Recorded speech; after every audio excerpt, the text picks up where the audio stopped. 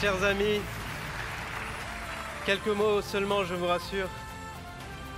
Pour remercier tout d'abord, bien sûr, Philippe de Villiers, que nous avons l'immense joie et honneur de recevoir pour la 5e fois à Versailles. Déjà.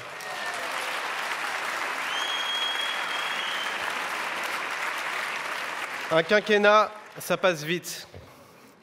Mais aussi pour vous exprimer notre joie et notre reconnaissance de vous retrouver encore si nombreux ce soir. Cher Philippe de Villiers, nous vous avions promis cette année encore une belle soirée. Chose promise, chose due. Vos amis sont tous là. La température est bonne.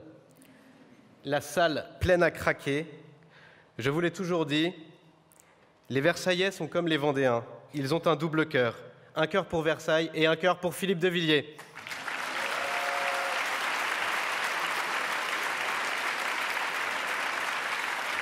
Il y a de la fierté ce soir, celle des éveilleurs d'espérance qui clôturent une année très riche et qui perçoivent à travers les nombreuses personnalités présentes aujourd'hui et le millier de personnes venues vous écouter une lueur d'espoir. Cette lueur d'espoir, elle est contenue dans votre livre qui dessine, malgré les épreuves que traverse notre pays et parmi elles le danger de l'islam, ce qui nous permet, nous, de nous maintenir à hauteur d'hommes, de pères de famille et de Français. Ce dessin, et vous l'avez exprimé à travers tous vos combats politiques, c'est l'âme d'un peuple qui ne veut pas mourir. C'est l'âme d'un peuple à bout de souffle, qui ne supporte plus les petits calculs et les petites convictions annonnées du bout des lèvres. Courage, je ne me souviens plus de la suite, c'est partons ou fuyons, je crois.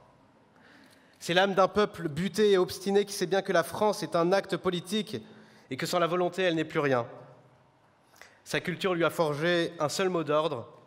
Si tu veux ta délivrance, pense clair et marche droit.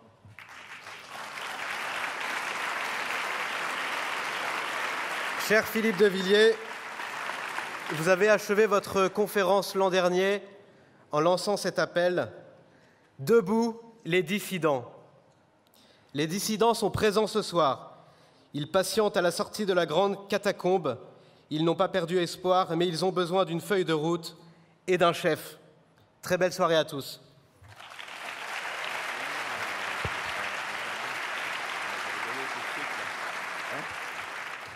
Alors d'abord, je voudrais vous saluer chaleureusement et vous remercier du fond du cœur d'être venus si nombreux ce soir à Versailles. Et puis remercier un certain nombre de personnalités qui nous ont rejoints ce soir. Je voudrais d'abord saluer le maire adjoint de Versailles, qui est un grand ami, un grand écrivain, un grand philosophe, qui a commis un livre magnifique expliquant que nous fabriquons aujourd'hui des indignés alors qu'il faudrait fabriquer des héritiers, Monsieur François-Xavier Bellamy.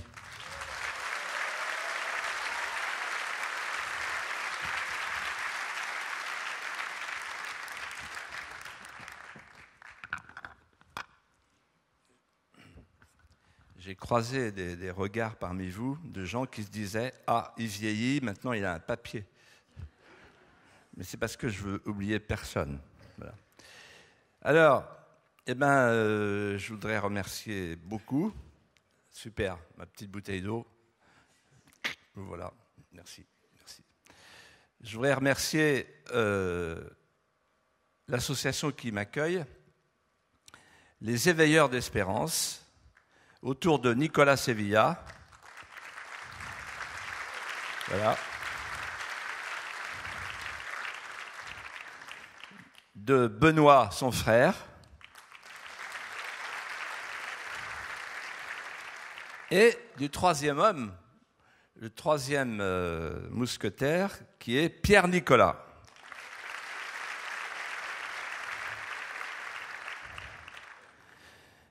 Je voudrais saluer celle qui m'a fait l'amitié de venir et qui se trouve auprès de Véronique Besse. Véronique Besse est la députée de la Vendée. Elle était à l'Assemblée.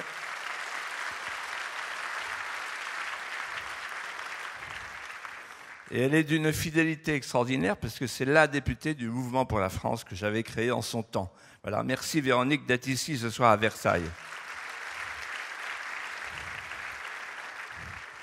Et puis il y a quelqu'un d'autre que je voudrais saluer parce que c'est une surprise.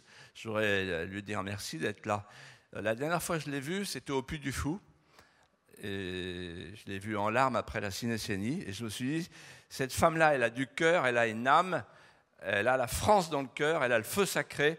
Je salue au premier rang Marion Maréchal Le Pen.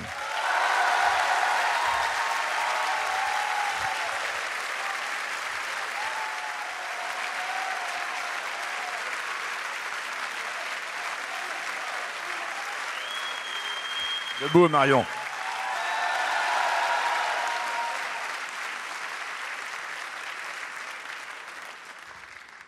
Et tout à l'heure, pour les signatures, on a décidé tous les deux, c'est elle qui signera. Alors, je voudrais saluer une personne qui est très chère à mon cœur et qui est là au premier rang. Voilà, Birthe Lejeune.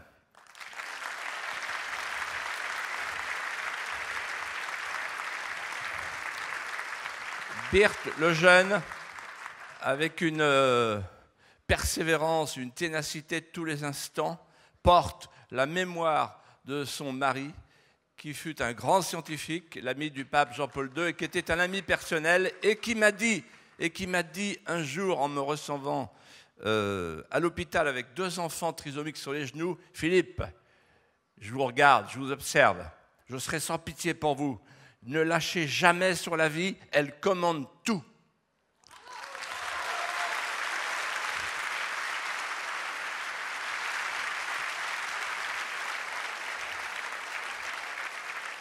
Je voudrais saluer également le président de la Fondation, Jérôme Lejeune, et saluer son dernier livre que je vous engage à acheter si ça n'est pas fait pour le sabot de Noël, Les premières victimes du transhumanisme, publié chez Pierre-Guillaume Deroux, Monsieur Jean-Marie Leméné.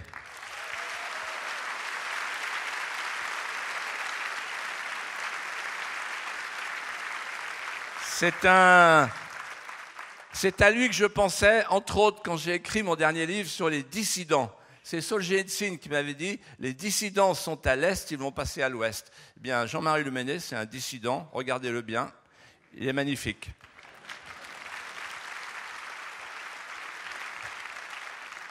Je voudrais saluer également un historien que j'aime beaucoup, qui s'appelle Jean Sévilla, comme vous tous.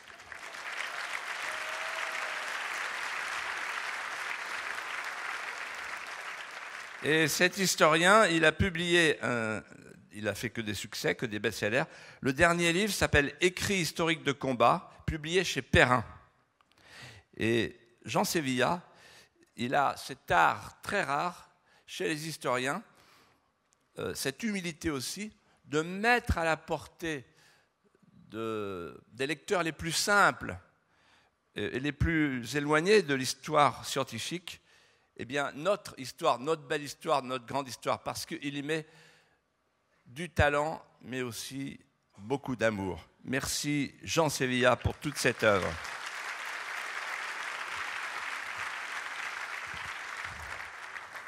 Je voudrais saluer par avance, parce qu'il va nous rejoindre, quelqu'un qui a tenu à être là ce soir. Malheureusement, il est en retard, mais il va nous rejoindre. Jean-Frédéric Poisson.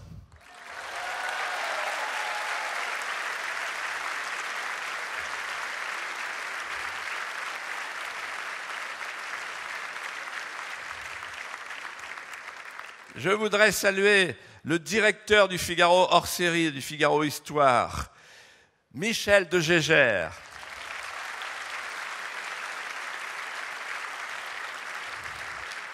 Son dernier livre est un chef-d'œuvre, La Compagnie des Ombres. À quoi sert l'histoire? C'est un homme brillant. Enfin, la rumeur court. Enfin, la rumeur court sur son entrée à l'Académie française. Il était temps.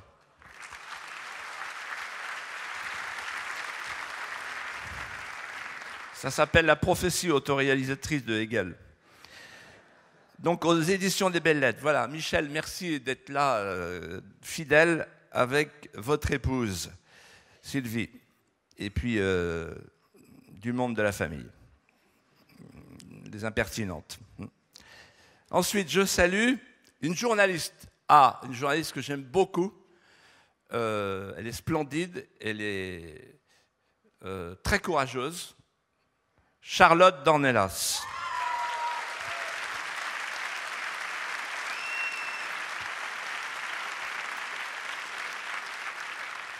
D'abord, je suis heureux d'être à Versailles. Le Puy du Fou, que beaucoup d'entre vous connaissent, j'imagine. Et dans le monde entier aujourd'hui, nous avons signé il y a quelques heures un contrat avec la Chine, Hangzhou. Nous sommes sur le point d'aller à Angkor Wat, au Cambodge. Nous arrivons en Espagne, en Italie, nous sommes en Russie, nous sommes en Angleterre, nous sommes aux Pays-Bas. Nous ne sommes pas en France. Nul n'est prophète en son pays. En réalité, il y a un seul endroit où on aurait envie d'aller, où on aurait envie de venir. Vous devriez faire pression sur l'établissement public. Après Anish Kapoor et Jeff Koons, le vagin de la reine, ce serait pas mal le Puy du Fou à Versailles. Voilà.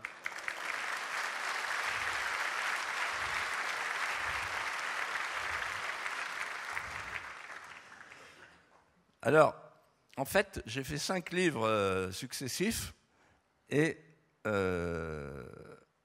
Nicolas Sevilla, qui ne me lâche pas, il y a 5 ans, m'avait dit bon, on va faire une réunion. Alors, on est allé dans une petite salle, parce qu'il craignait quand même le pire. Et c'était tout petit, mais c'était blindé. Et c'était pour Charette. L'année d'après, on a changé de salle, parce qu'il a de l'intuition. Il s'est dit on sera plus nombreux. C'était blindé. C'était pour Saint-Louis. Puis après, Jeanne d'Arc. Alors là, théâtre Montancier. Et là, il me dit, si vous en refaites un autre, on prendra le Palais des Congrès. Voilà, ben on y est. Alors, moi, je vous propose la chose suivante. Si jamais le Puy du Fou en fait Versailles, alors on prendra la Galerie des Glaces.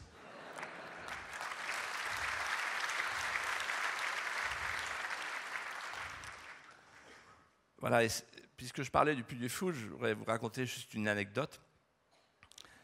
Dans le spectacle du Puy du Fou, à un moment donné, je me suis fait un petit clin d'œil, un peu comme Hitchcock dans ses films. Il y avait toujours son ombre. Et moi, je me suis dit, il y a un moment donné, personne ne va comprendre sauf moi. Je vais faire les cloches de Boulogne, c'est-à-dire les cloches de mon baptême, de l'église où j'ai été baptisé. Parce qu'elle me parle. Et donc, et puis quand la Révolution commence, il y a la phrase « Pourquoi ont-ils fait taire les cloches ?» Puisqu'en fait, le propre de toute révolution, c'est de démonter les cloches et de les fondre. En fait, on est du pays de ses enfances. Je le mesure chaque jour davantage, puisque pour moi, le Puy du Fou, et un peu mes livres, c'est un moyen ultime de retenir l'enfance. Et mon enfance a été bercée par les cloches.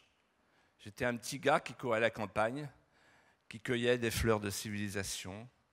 Chaque matin, montait à mes persiennes la douce mélodie à 3 voix qui réveillait le village, le coq, l'enclume, l'angélus, la nature, l'œuvre, la prière.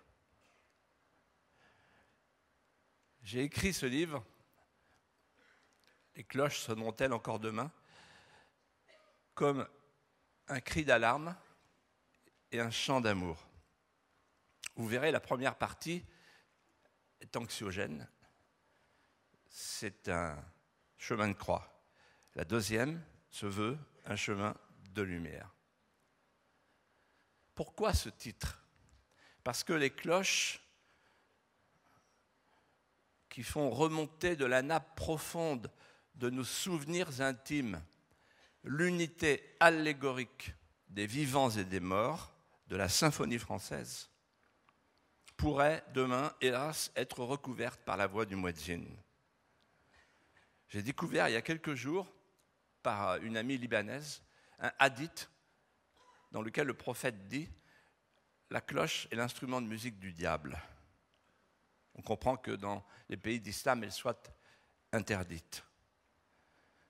Ce qui est menacé et qui sonne encore et qui résonne encore dans le cœur des Français. C'est cette trilogie mémoriale de nos civilisations intimes, l'Église, surmontée du coq gaulois, l'Église et son clocher, la mairie et le cimetière. Et donc j'ai voulu sonner le tocsin, donner l'alerte. Pas le glas, la France n'est pas morte. Le tocsin, pour qu'elle ne meure pas. Ce titre, les cloches sonneront-elles encore demain, traduit une angoisse. En effet, la France a connu dans toute son histoire bien des malheurs. Elle s'est toujours relevée. Elle garde de toutes les épreuves traversées, les invasions barbares, la guerre de 100 ans, l'occupation allemande, une mémoire douloureuse, mais victorieuse. Or, pour la première fois, la France doit affronter la crainte de disparaître.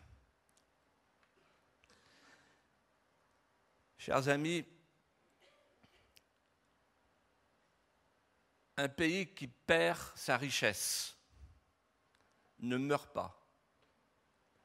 Un pays qui est accablé d'impôts ne meurt pas. Un pays qui massacre ses paysages ne meurt pas. Un pays qui perd sa souveraineté ne meurt pas. Regardez la Pologne, la Hongrie, sous la botte soviétique, la souveraineté limitée. Ils ont sauvé leur âme. Ils vivent.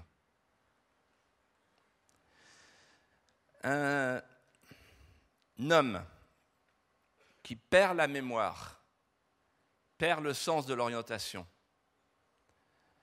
Un peuple qui ne sait plus qui il est, qui ne sait plus d'où il vient, qui ne sait plus où est sa vraie richesse, est menacé dans son destin. Un homme peut perdre le sens de l'orientation parce qu'il perd la mémoire. Un peuple peut perdre lui aussi le sens de l'orientation. Un peuple, s'il perd son histoire, est frappé d'Alzheimer. Il devient végétatif. On met à côté de lui un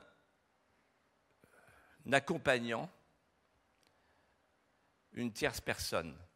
Et la tierce personne, ce sera une fiche S, et je n'en veux pas. Nous sommes à la veille d'un choc identitaire. La terre de France porte aujourd'hui et dorénavant, du fait de l'impéritie des politiques depuis 40 ans, la terre de France porte deux peuples.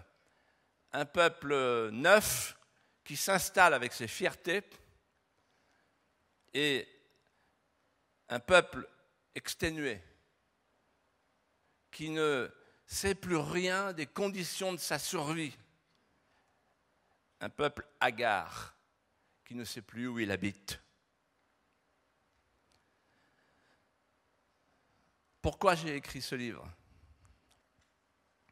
Parce que, à la suite des mosquées de Roissy, où j'avais reçu des documents secrets que j'ai publiés, et à la suite de mon dernier livre, qui a connu un grand succès populaire, les services de renseignement, écoutez-moi bien, les services secrets, tous ceux qui concourent à informer le sommet de l'État, jugeant qu'ils n'étaient plus entendus et que leurs notes partaient sur une étagère classée sans suite, sans autre forme de procès, ces services ont décidé de m'abreuver. En se disant peut-être, en se disant sans doute, lui aura le courage de publier. Alors je n'ai pas eu le choix. J'ai décidé de tout publier. Lorsque mon éditeur, Albin Michel, a reçu mon manuscrit en juillet dernier, le PDG d'Albin Michel, Francis Esménard, qui est un ami, m'a dit « On a donné ça à l'avocat, maître Bigot, qui a dit « il y a un procès par page ». Donc on ne peut pas, Philippe, on ne peut pas. On t'aime beaucoup, mais on ne peut pas. Alors j'ai dit « bon, ben, je repars chez moi en Vendée. On ne publie pas ». « Ah si. » Bon, finalement, vous vous rendez compte, le dilemme pour un éditeur. Hein. C'est des gens admirables. Et finalement, on a publié. Et savez-vous ce qui est arrivé? J'ai été couvert de plaintes, de répliques, de mises au point, de menaces. Oui, de la part des islamistes, oui. Ça, ma vie a changé. Mais la presse française, le monde politique français, tous les gens mis en cause, il y en a plein. Nadja Belkacem, par exemple, membre du conseil de la communauté marocaine, qui répand l'islam en France, conformément au statut du Daïr qu'il a nommé le 21 décembre 2007, etc. Personne n'a bougé. J'ai pas eu une plainte. Je suis tranquille. Le livre marche très bien. Pas une plainte. Pourquoi? Parce qu'ils savent que j'ai les dossiers. Et donc tout ce que je vais vous dire maintenant, qui va peut-être vous surprendre, voire vous choquer. Parce qu'il y a plusieurs victimes, sans doute, du consensus du vivre ensemble, parmi vous. Eh bien, malheureusement, c'est la vérité. Voilà. Et je voudrais tout de suite vous dire une chose. Et je vous le dire chaleureusement, mais dans la vérité. Moi, je n'attends rien. Voilà, rien. Je ne cherche pas un picotin de popularité. Ce livre m'a coûté, y compris au sein de ma propre famille, qui m'a dit « t'es fou, il ne faut pas écrire un truc comme ça, aujourd'hui l'islam c'est dangereux ».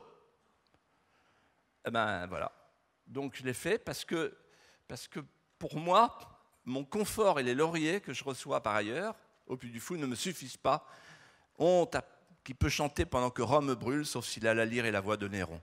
Le pays est en train de partir par le fond, il faut se lever et dire « on appelle au sursaut. Français, réveillez-vous, soyez conscients de la situation dans laquelle nous sommes aujourd'hui. » Et c'est cette situation que je voudrais décrire avec vous en même temps que la réponse. Car nous avons et la serrure et la clé.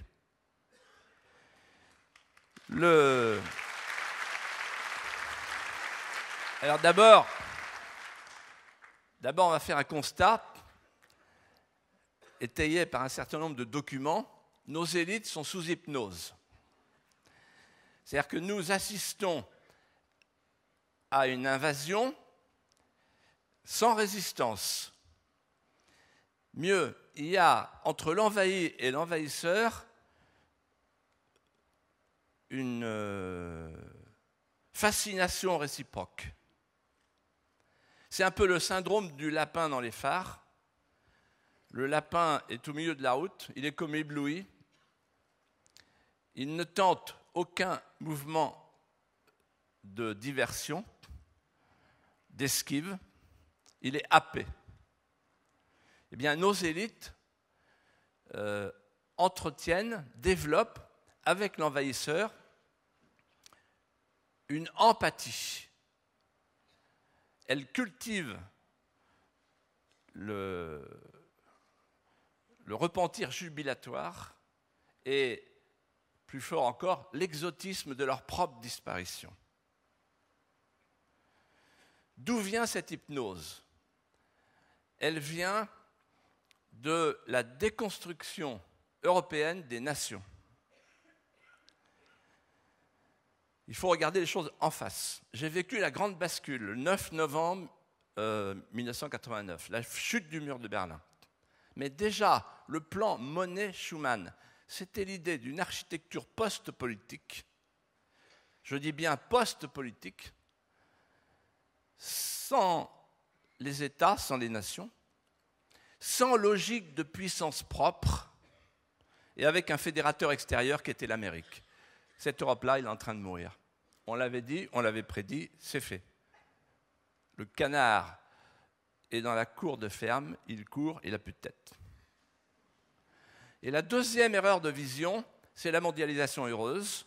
Les élites ont cru et nous ont fait croire, après la chute du mur, que c'était la fin de la guerre, la fin de l'histoire, la fin des idées, la fin des religions, la fin des États, la fin des frontières.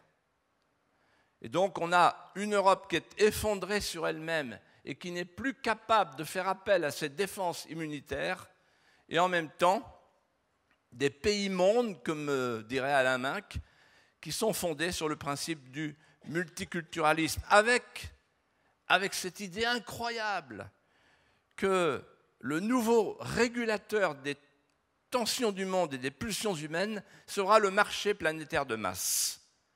Voilà ce que pensent nos élites. Et voilà la raison pour laquelle, étant sous hypnose, elles acceptent d'appliquer le plan des Nations Unies. Écoutez-moi bien. Ce n'est pas Renaud Camus qui a inventé le grand remplacement. C'était un écrivain de talent, il a été mis au rebut parce qu'il a prononcé le mot grand remplacement. Mais ce n'est pas lui qui a inventé le mot. Ce sont les Nations Unies. Le rapport secret des Nations Unies, qui a été mis à jour d'année en année, s'appelle, je cite, écoutez bien, c'est en anglais, Replacement Migration. La migration de remplacement. C'est-à-dire que les Nations Unies ont conçu pour l'Europe l'idée de remplacer la population, de remplacer le peuplement européen. Pourquoi ? Parce que les Nations Unies font un calcul très simple. Avec les taux de fécondité respectifs, l'Europe est morte. Elle va vers le trou démographique, spécialement l'Allemagne. Et comme on ne veut pas remettre en cause l'avortement de masse, le mariage homosexuel, l'euthanasie et tout ce qui stérilise la vie, alors on fait le choix d'importer une population extérieure. D'ailleurs, les grands patrons sont très contents. Ça permet de troquer une main-d'œuvre trop chère contre une main-d'œuvre à bas prix, une main-d'œuvre importée. Voilà ce que nous sommes en train de vivre. La migration de remplacement. Si vous avez un peu de curiosité, vous verrez dans mon livre, je cite le scénario pour la France. J'ai choisi le scénario moyen, il y a 6 scénarios. Le scénario numéro 3, pour la France, ça donne 800 000 migrants entre 2020 et 2040, vous voyez que c'est une anticipation, et 16 millions de personnes supplémentaires. Sur cette migration de remplacement des Nations Unies, appliquée à la lettre par la classe politique française, puisque en pratiquant l'avortement de masse, 220 000 avortements par an, on contribue à ce qu'on connaît dans le monde entier et que dénonçait si bien le professeur Lejeune et que dénonce si bien la Fondation Jérôme Lejeune, nous assistons impuissants à la déshumanisation progressive du monde par l'effacement planifié du visage de l'homme. Qu'est-ce qu'une société qui prône la vie et qui brise la vie, quand il s'agit non pas des animaux mais des hommes? Et donc, tous ces hiérarques de la disparition de la civilisation occidentale, de la civilisation chrétienne, de la civilisation de la survie, ont proposé à l'Europe de faire son propre travail. J'ai apporté ce soir un document, la couverture du rapport de recherche qui s'appelle Eurislam. Ce rapport, je vous y renvoie, j'en parle dans mon livre longuement, ce rapport prône l'acclimatation de l'Europe, je cite, à une culture religieuse importée. On comprend de quoi il s'agit évidemment, c'est-à-dire il s'agit d'une assimilation à l'envers. Et ce rapport prône également une acclimatation à des conduites sociétales nouvelles, multiculturelles et multiethniques. Et quand vous voyez la couverture du rapport, c'est dommage qu'on n'ait pas de caméra, Eurislam, vous avez sur fond bleu les 12 étoiles mariales, M. Schumann doit être content, et au milieu des 12 étoiles mariales, vous avez un minaret surmonté d'un croissant islamique. Voilà le programme. Et ça s'appelle « Trouver une place pour l'islam en Europe ». Voilà. Donc en réalité, tous ceux, que ce soit des autorités politiques, culturelles ou spirituelles, qui préconisent le multiculturalisme en Europe sont en train de nous dire, sans nous le dire, voilà, on va changer de civilisation. la civilisation européenne sera remplacée bientôt par la civilisation islamique. Voilà le consentement des élites. Et il faut empêcher ça à tout prix. Pourquoi il faut empêcher ça à tout prix? Parce que ce projet-là rencontre un autre projet. Et c'est là que c'est grave. Le projet Tamkine. Le projet Tamkine, c'est le projet des frères musulmans.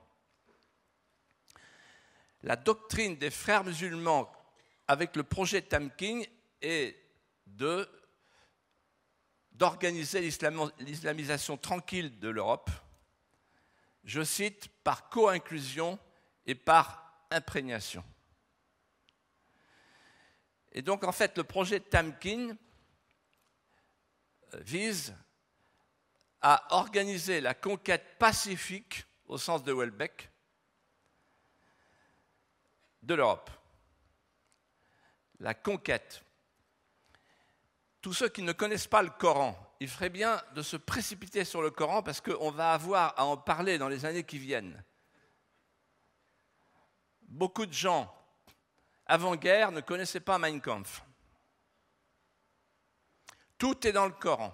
Tout ce qui se passe est dans le Coran. Il y a 3 éléments constitutifs dans le Coran qui m'amènent à vous dire l'islam est incompatible avec la civilisation française. Premier élément,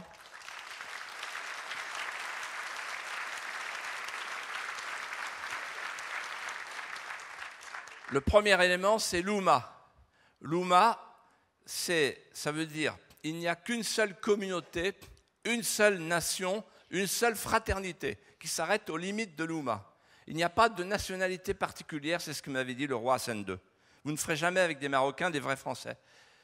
Parce que dans le Coran, il y a une nation, il y a une fraternité, il y a une communauté, la plus belle des communautés, dit le Coran. L'Oumma. On ne peut pas passer de l'Oumma à la France. Ou alors, il faut quitter l'Oumma. Il y a des musulmans modérés qui se détournent du Coran. Il n'y a pas d'islam modéré.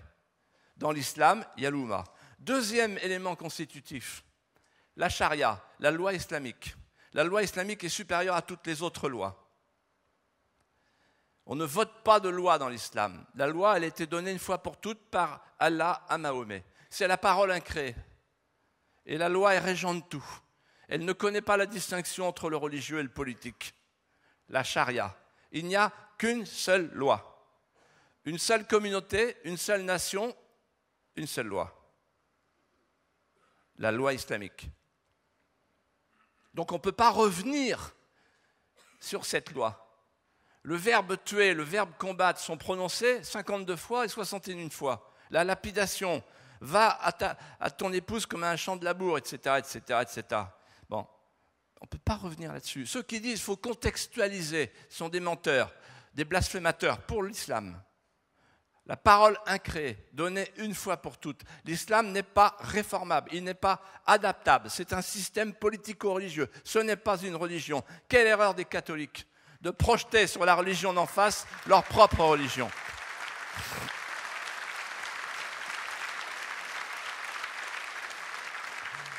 Et enfin, le plus important, le djihad. On dit parfois l'islam est agressif. Non, non. L'islam, le Coran dit très bien, quand on peut y arriver par la soumission pacifique, autant passer par la soumission pacifique. La guerre n'est pas obligatoire. Ce qui est obligatoire, c'est la conquête. C'est-à-dire le passage du dar el-harb dans le dar el-islam. Le dar el-harb, c'est la demeure de la guerre, là où n'est pas encore l'islam. Le dar el-islam, c'est là où est la demeure de la paix, là où est l'islam. Donc la France, par exemple, est dans le dar el-harb, elle doit passer dans le dar al-islam. Et un musulman qui ne pratique pas la conquête, à sa manière, on va voir comment, dans un instant, n'est pas un bon musulman au regard des prescriptions coraniques. Alors comment? Il y a 3 djihad, en fait, chacun son djihad. Il y a le djihad démographique. L'enfantement, c'est le djihad des femmes, disent les salafistes. Repris très bien par Annie Laurent. Le djihad civilisationnel, ce que dit très bien le professeur Harwell, Les droits de l'homme, c'est le cheval de Troie de l'islam. Écoutez Youssouf El-Qaradawi, le grand penseur de l'islam européen, il dit ceci, il nous prévient, avec vos lois démocratiques, nous vous coloniserons, avec nos lois coraniques, nous vous soumettrons. Le programme est appliqué au jour le jour. Voilà, donc, alors, le djihad de civilisation, c'est très particulier, c'est fondé aussi sur la taqiyya. S'ils avancent, vous reculez. S'ils reculent, vous avancez. Donc on nous teste partout, on nous teste aux piscines, à l'hôpital, en entreprise, sur les plages, le Burkini, qui a été donc accepté par le Conseil d'État islamique. Et donc on nous teste et on voit si on résiste. Et comme on ne résiste pas et qu'on cède à peu près partout, à commencer par le voile, ben ils avancent. Mais la taqiyya, elle est très simple, écoutez bien. La taqiyya, quand tu es faible et que celui d'en face est fort, tu le salues, tu lui baises la main, tu te mets à ses pieds, tu te soumets. Mais c'est une soumission tactique, bien sûr. La dissimulation dans l'islam est recommandée comme une vertu élémentaire. Donc notre culture n'est pas tout à fait la même, vous voyez. Voilà. Donc le djihad, le troisième djihad, c'est le djihad guerrier. Le djihad guerrier, ça veut dire les prescriptions coraniques. Les prescriptions coraniques, tu dois faire la guerre, c'est-à-dire tu dois, par exemple, tuer les associateurs. Les associateurs, c'est nous.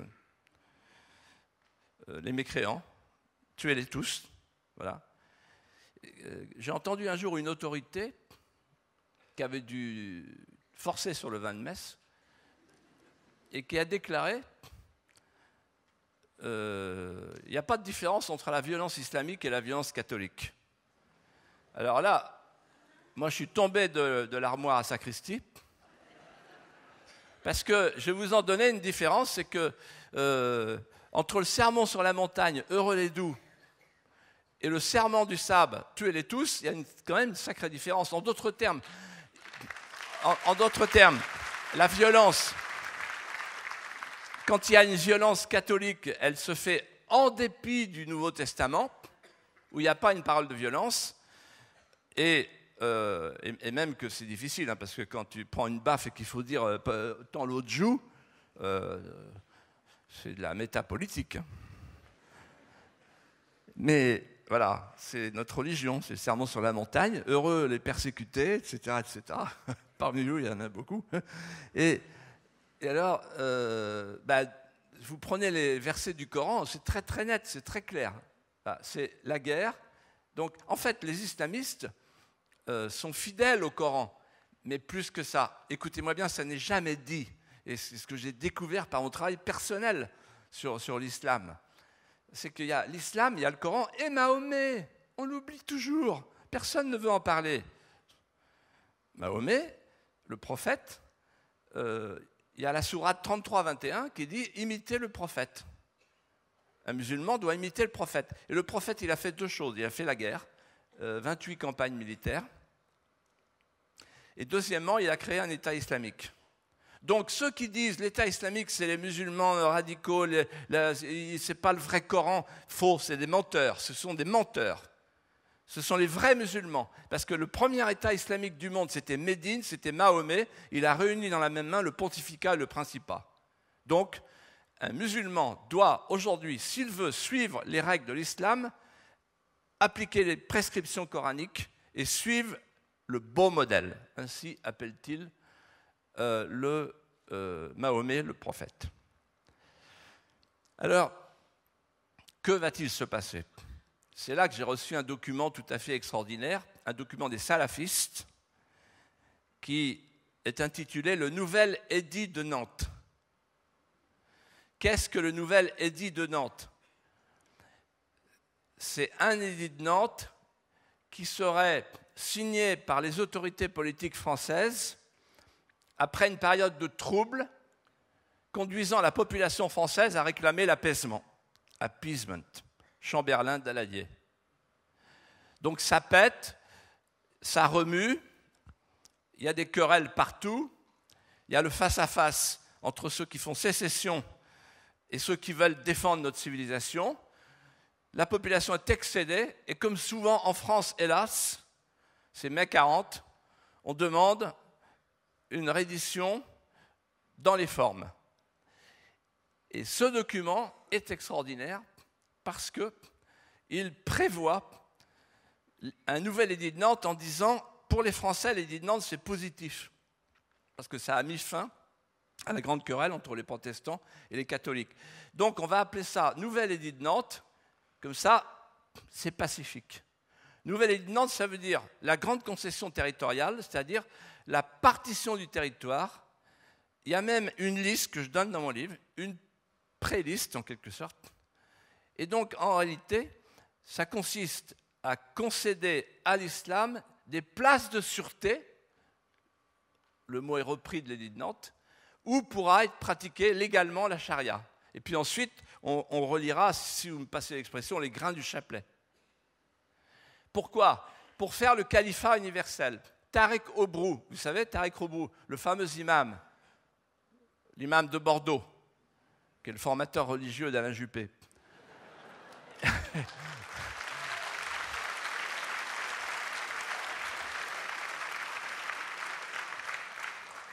Tariq Obrou, vous allez sur Dailymotion, je vous le donne en 1000, eh ben, il explique qu'un musulman doit pratiquer l'obligation du califat, tout simplement, du califat. Et il dit, toute terre qui dans l'histoire a été musulmane doit le redevenir. Bon. Alors, pour Versailles, je vous rassure, d'après mes renseignements, vous n'êtes pas concerné par la partition, ou plutôt si, vous aurez droit à un catholistan. Voilà. Au début, ça se passera bien, mais comme au Liban, dans le Chouf, après, ils viendront en égorger quelques-uns, notamment les curés, parce que ça se passe toujours comme ça. Voilà. Le pays de miel et d'encens qu'on vantait quand j'étais à Sciences Po en 1970, on a vu comment ça s'est terminé. Voilà. Et donc, et vous savez ce qui est troublant ? C'est que quand j'ai sorti mon livre, j'ai hésité à sortir cette pièce, parce que je me suis dit, les gens ne vont pas me croire. Je vois le livre des deux journalistes qui ont confessé, donc, comment il s'appelle ?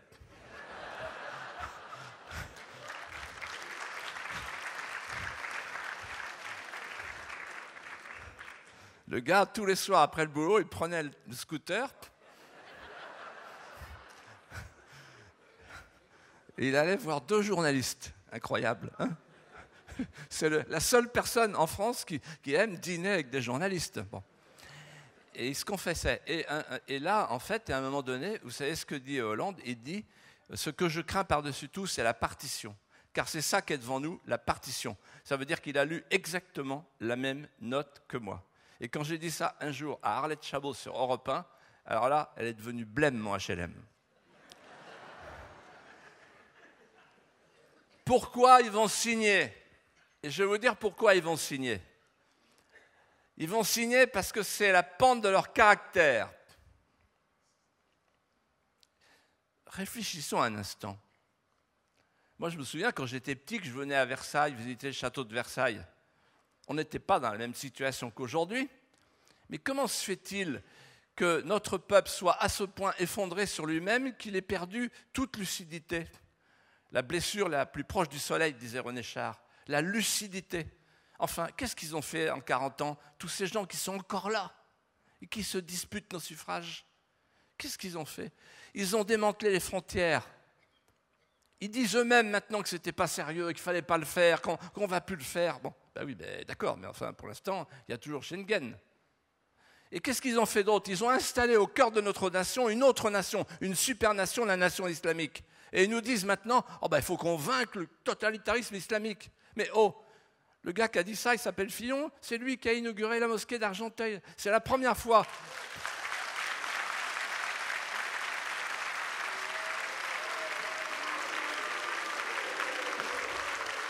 Non, stop, attendez, arrêtez. Ce soir, on a dit qu'on ne faisait pas de politique.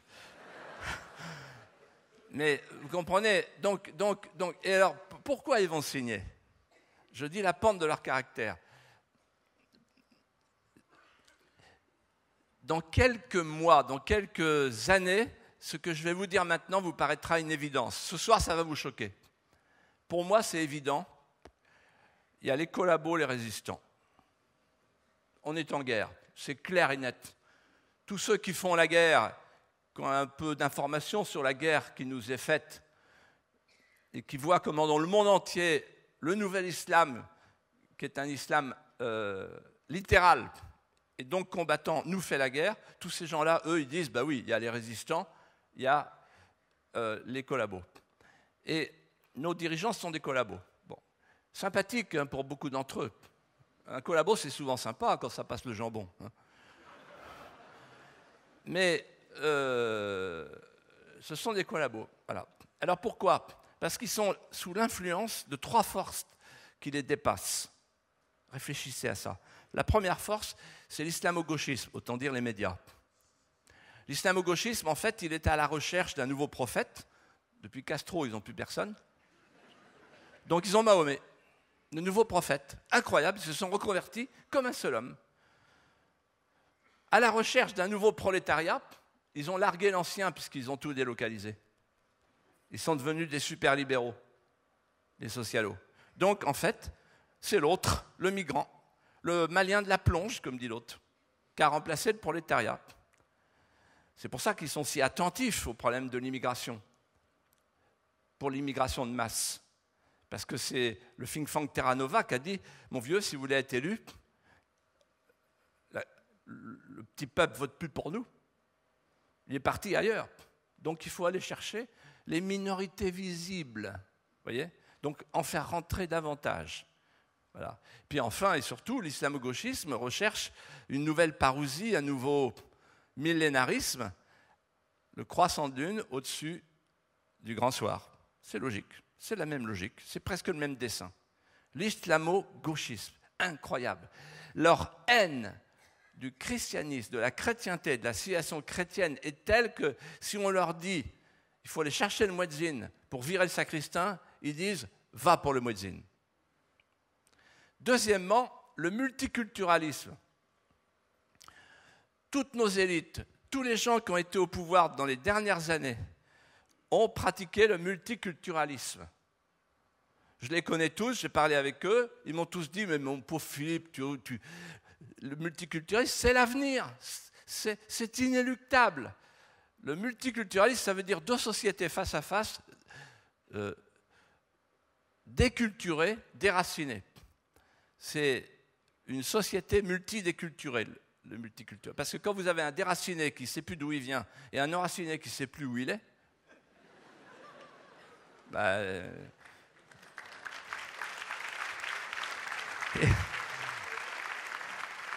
et en fait, le multiculturalisme, c'est l'idée de la cosmopolis, la cité planétaire, l'ouverture, les fraternités universelles, le paradis diversitaire qui conduit à l'enfer.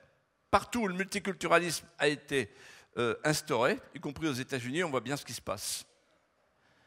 Et puis, troisièmement, alors, le multiculturalisme, je devrais ajouter quelque chose. C'est l'homme nomade. C'est le genre, c'est un individu sans sexe ni patrie, désaffilié, désinstitué. Vous voyez ? D'où l'importance de tenir bon sur la question du mariage homosexuel. Il ne faut pas lâcher.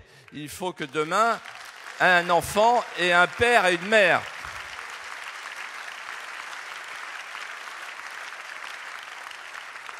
Parce que la première de toutes les identités, c'est la filiation.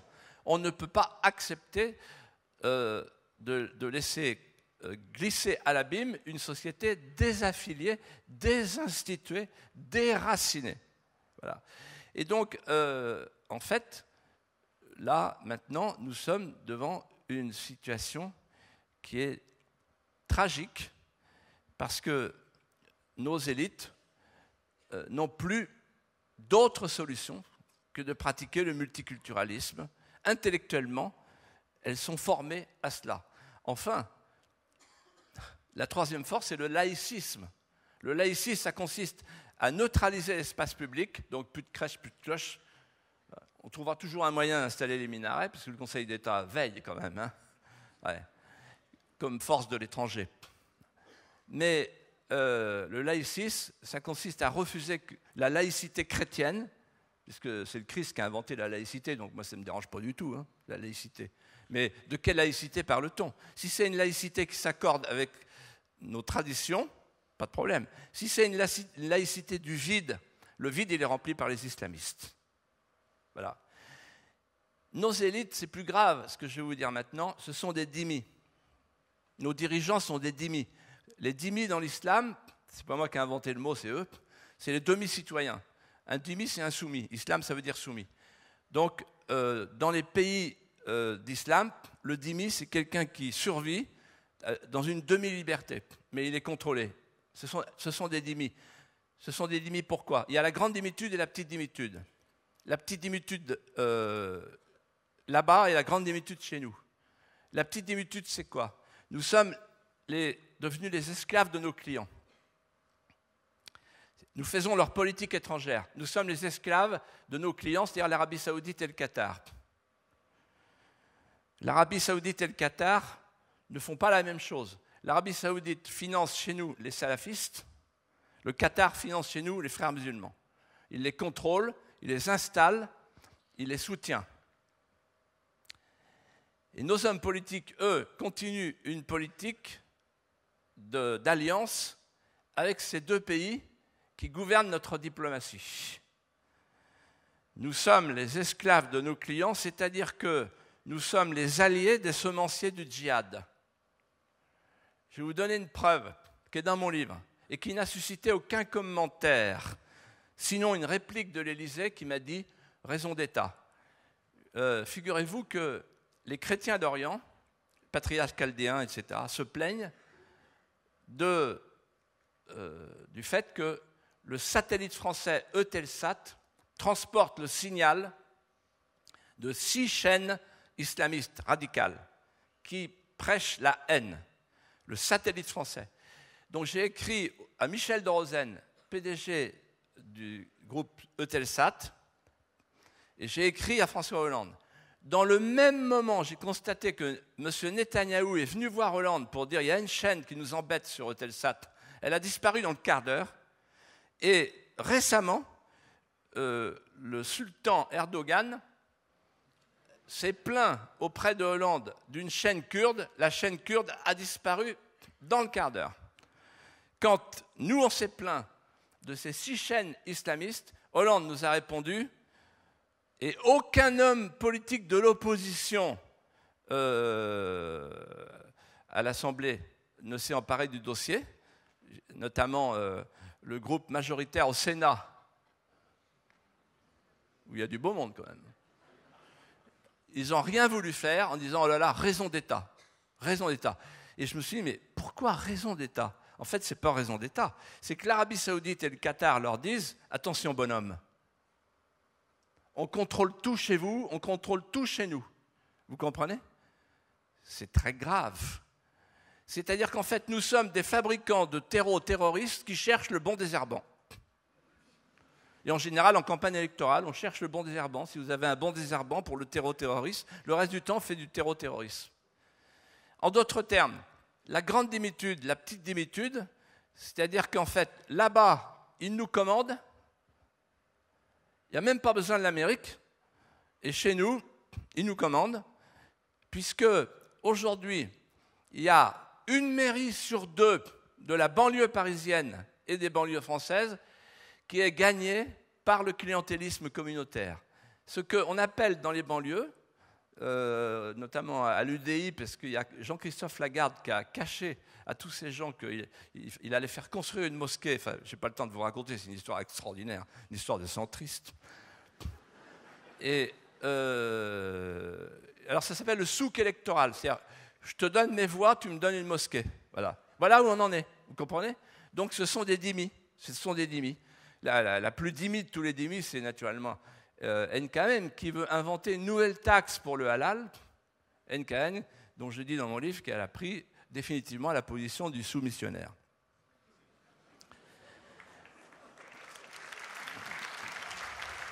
Alors, comment on peut en sortir? Comment on peut en sortir? Je vous ai dit tout à l'heure, il y a la serrure et la clé. Et là, je vais vous dire quelque chose. Tous les ans au Puy du Fou, je me cache, je me planque parce que je suis agoraphobe. J'observe. Et qu'est-ce que je vois? Énormément de musulmans. Il y en a de plus en plus qui viennent au Puy du Fou. Et ils regardent les spectacles et beaucoup sont saisis de tendresse. Ils découvrent. Ils ne savent rien sur la France. Et parfois, je vais les voir en disant, alors, c'est extraordinaire, c'est incroyable, ils ne savent rien. L'autre jour, il y en avait un au mystère de Noël, la grande crèche. Il dit, mais c'est formidable cette histoire. On n'a pas ça chez nous. Ben, je dis, voyez.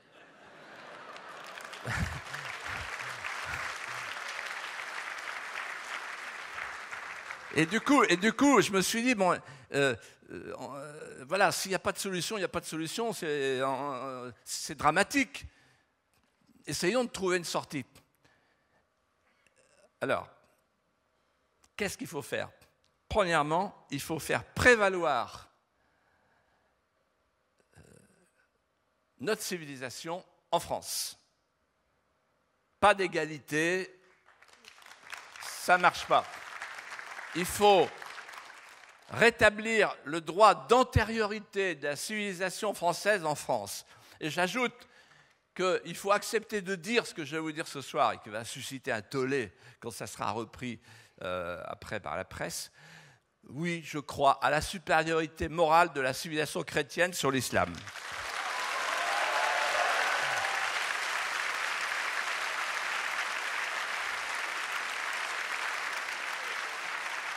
Un peuple a deux droits inaliénables, en l'occurrence ce peuple français. Le premier droit inaliénable, c'est le droit à la continuité historique, le droit de protéger sa mémoire. Ce sont nos pères, ce sont nos mères. On ne veut pas vivre l'affection au noir.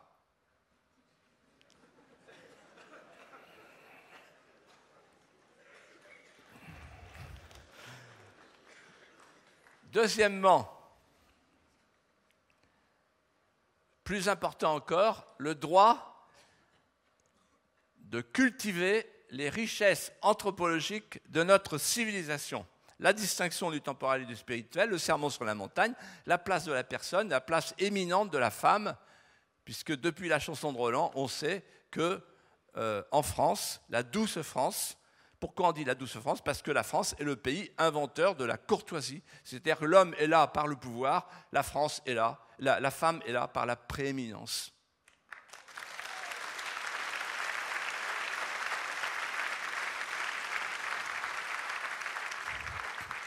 Après, il y a la question, l'islam et les musulmans. Je me souviens de quelqu'un, je crois que c'était un pape qui disait à propos du marxisme, je chéris sa personne et je hais son erreur. Eh bien, moi je dirais pour les musulmans pareil. Il faut distinguer l'islam et les musulmans. Alors, suivez-moi bien, on arrive au terme de ma conférence, mais c'est le plus important. Sur l'islam, il faut être ferme et dire la France n'a pas vocation à demeurer une terre d'islam.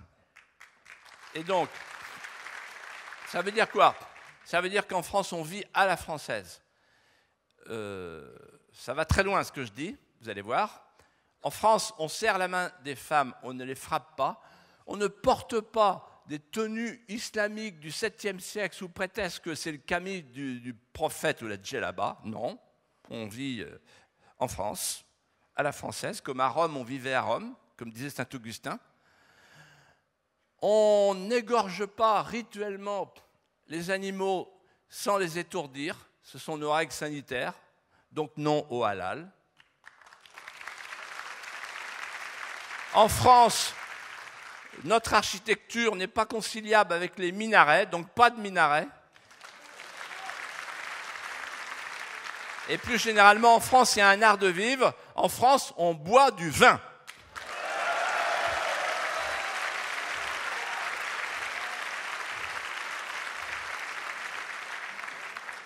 Si vous m'accordez juste une anecdote, là. Quand j'étais petit, chaque matin, il y a quelqu'un qui frappait à la maison. On habitait en pleine campagne, près d'une petite rivière qui s'appelait la Boulogne, et le gars qui frappait, c'était le cantonnier, il s'appelait Olivier Pro. On savait pourquoi il venait. Ma mère se tenait prête tous les matins, elle lui versait un verre d'eau de vie. Et il prenait son verre d'eau de vie, il remerciait ma mère, puis il mettait la main sur la tête, et voyant ma surprise, il disait toujours la même chose, tu vois, petit, cette eau-là, c'est l'eau de la vie. Mais en ce temps-là, les cantonniers, formés par les hussards noirs de la République, avaient des lettres, et il me dit, mon petit gars, je vais te parler de l'Ancien Testament, moi. Le cantonnier de Boulogne qui parlait de l'Ancien Testament. Il dit, moi, mon grand-père, il s'appelait Noé. Noé, il s'est pris un déluge sur la gueule, puis après, il s'est bourré la gueule. Et il disait, Noé, la première ivresse mystique. Donc, chez nous, le vin est biblique et littéraire, donc on ne touche pas au vin. En France, on boit du vin. Et je vais plus loin. Au risque de vous choquer, il faut arrêter la construction des mosquées en France parce que toutes les nouvelles mosquées sont salafistes ou frères musulmans et sont infiltrées par de l'argent étranger. Et quand je vois qu'aujourd'hui, il y a eu une réunion hier avec le nouveau ministre de l'Intérieur et le nouveau Premier ministre, ils sont en train d'installer l'islam de France et ils sont en train de faire de l'islam, tenez-vous bien, une religion d'État. Voilà. Avec un principe très simple, pour soigner l'islamisme, il faut plus d'islam. Ah oui, d'accord. Quand on aura plus de mosquées, on aura moins de salafistes. Quand on aura plus de musulmans, on aura moins de terroristes. Mais ils ne connaissent pas la phrase de Rémi Brague. Il y a entre l'islamisme et l'islam une différence de degré, pas de nature. Il y a un grand penseur kabyle, M. Medeni, qui dit « L'islam, c'est l'islamisme au repos. L'islamisme, c'est l'islam en mouvement. » Donc, on ne prend pas ce risque. Alors maintenant, les musulmans. Les musulmans, il faut leur dire, entre le Coran et la France, il faut choisir. Mais, si on veut qu'ils nous rejoignent, si on veut qu'ils aient envie de nous ressembler, alors, il ne faut pas leur proposer l'hédonisme, le nihilisme et le consumérisme.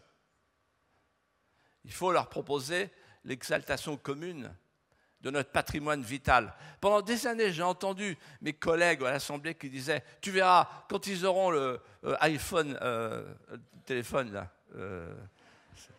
parce que moi j'ai un téléphone spécial, c'est un téléphone, un portable de maçon portugais, regardez. 1953. Et donc, on dit, voilà, ils auront leur iPhone, et puis ils auront leur Nike, et ils courront, et puis ils deviendront comme nous. Ouais, ben, ils ont leur Nike, ils ont l'iPhone, et ils ont Mahomet. Voilà. Donc, ça n'a rien changé. Et donc, en fait, il faut proposer autre chose. Alors, chers amis, il y a ceux qui crachent sur la France, ceux qui veulent rejeter la France coloniale, comme ils disent, ceux qui veulent nous coloniser, ceux qui veulent faire sécession, ceux qui veulent l'Islamic Pride, ceux qui ne veulent pas de nos mœurs, ceux qui veulent installer chez nous leur mode de vie, leurs héros, leurs idéaux. Ceux-là, ils doivent repartir. La remigration. Et je vais vous dire comment. Le malaise changera de camp le jour où la France aura retrouvé ses fiertés. Parce que ce sera comme les Italiens pendant l'entre-deux-guerres. Les 2/3 sont repartis parce qu'ils ne supportaient pas la culture française, le changement de prénom, etc. Ils sont repartis. Il n'y a pas de mal à ça. Ça s'appelle la remigration. Voilà. Ceux qui ne veulent pas rester chez nous, qui ne veulent pas nous aimer, ils repartent. C'est très simple. Et maintenant, il y a les autres. Il y a ceux qui voudraient bien nous aimer, qui sont prêts à nous aimer, qui ne nous connaissent pas sous notre vrai jour, c'est-à-dire sous le jour de notre histoire, de notre patrimoine, de notre vraie histoire, de notre vrai patrimoine. Alors qu'est-ce que Najat Belkacem leur propose? Je l'ai entendu encore il y a une semaine. Elle dit « les valeurs de la République ». Mais les valeurs de la République, c'est comme un code de la route. C'est des valeurs froides, formelles. C'est comme un règlement de copropriété. Donc, voilà, on respecte les valeurs de la République, mais je n'ai jamais vu personne tomber amoureux d'un feu rouge ou d'un stop. Et donc, il faut aller au-delà. Il faut leur proposer notre prosopopée, nos épopées, nos légendes, nos rêves, notre romance. Voilà. Une nation, c'est un lien amoureux. Si on veut refaire un peuple amoureux, il faut un fédérateur. Il n'y en a plus. C'est ça le fond du problème. Il y a eu un roman national. Il a été créé en 1870. Celui qui a pensé le premier, c'est Ernest Laviste, un instituteur républicain qui a dit à ses amis, attention, on n'a plus le Saint-Crème, on n'a plus de fédérateur. Fédérateur au sens sacré, un lien sacré. Et donc il faut en inventer un. On va en inventer un avec ceux qui ont touché le Saint-Crème, Clovis, Jeanne d'Arc, Saint-Louis, jusqu'à Napoléon. Ce fut le roman national. Une mise en image allégorique, une figure métaphorique qu'on mettait dans le sillage des enfants. Les hussards noirs de la République transmettaient le roman national aux blouses grises comme un conte, un récit légendé, une romance. Ça a préparé des têtes épiques. C'est grâce au roman national qu'on a retrouvé dans la tranchée des Français qui ne s'aimaient plus, qui ne s'aimaient pas, des bleus, des blancs, et qui ont donné leur vie à la France. Des têtes épiques, le roman national, ce qu'on peut faire avec un roman national. Et puis voilà que le roman national a reçu un cocktail Molotov, tiré depuis la Sorbonne, et il a été ensuite enterré en grande pompe par Giscard d'Estaing, le fils naturel de Cohn-Bendit.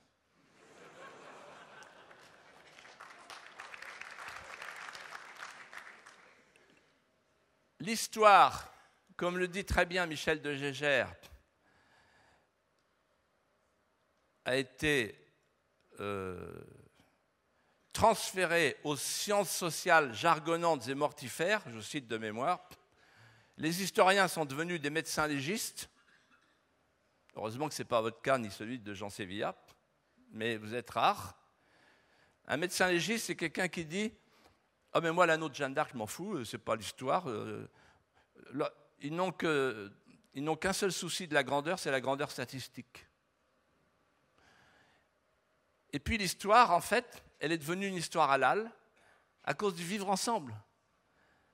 Parce que quand vous avez des gens qui n'ont pas la même mémoire, qui n'ont pas la même société, qui n'ont pas la même histoire, la seule manière de les faire vivre ensemble, c'est de ne pas parler de Charles Martel, de Roland de Rossauveau, de Charlemagne, etc. Et j'en passe des meilleurs, la colonisation de l'Algérie, etc. C'est ce qui se passe aujourd'hui. Et donc le roman national, il est mort. Alors qu'est-ce qu'on fait? On le ressuscite? Non, c'est impossible. Pourquoi? Pour deux raisons. La première, c'est que c'est un récit de puissance, un récit de grandeur, de magnificence, de gloire. Ça ne colle plus. On le sent bien. Et puis, la deuxième raison, c'est que les jeunes, aujourd'hui, ils sont tout en émotion, ils sont écorchés vifs. Donc, il faut faire autre chose. Il faut changer d'angle. Et c'est ce que j'ai fait, moi, au Puy du Fou. Je me suis dit, je vais faire un roman national. Je ne le dirai à personne, je le dirai quand ça sera fait, plus tard, dans 10 ans, dans 20 ans. Maintenant, ça commence à prendre forme.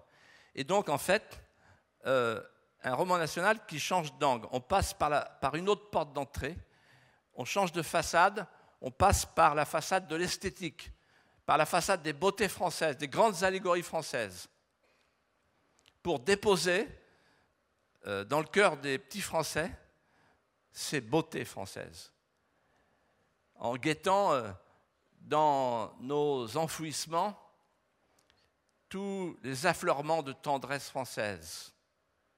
Le roman national est devenu un roman noir, un tissu de noirceur, on l'a tué, on ne va pas le ressusciter. On va créer un nouveau roman national qui soit un roman d'amour pour que chaque petit Français qui part dans la vie puisse partir dans la vie avec un bagage imaginaire qui habille ses rêves, qu'il soit français de souche ou français de désir, un bagage imaginaire qui habille ses rêves.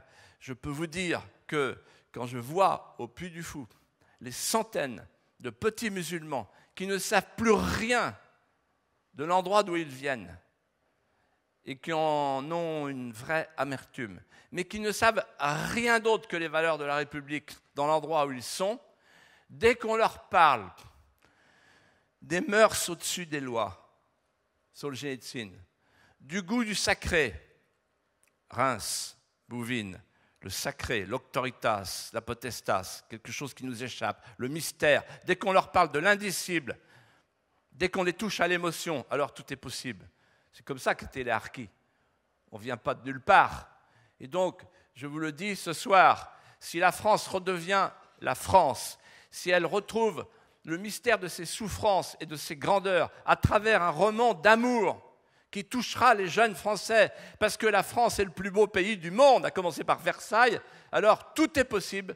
Et la France, redevenant la France, sera regardée par le monde comme la puissance de référence. Merci de votre attention.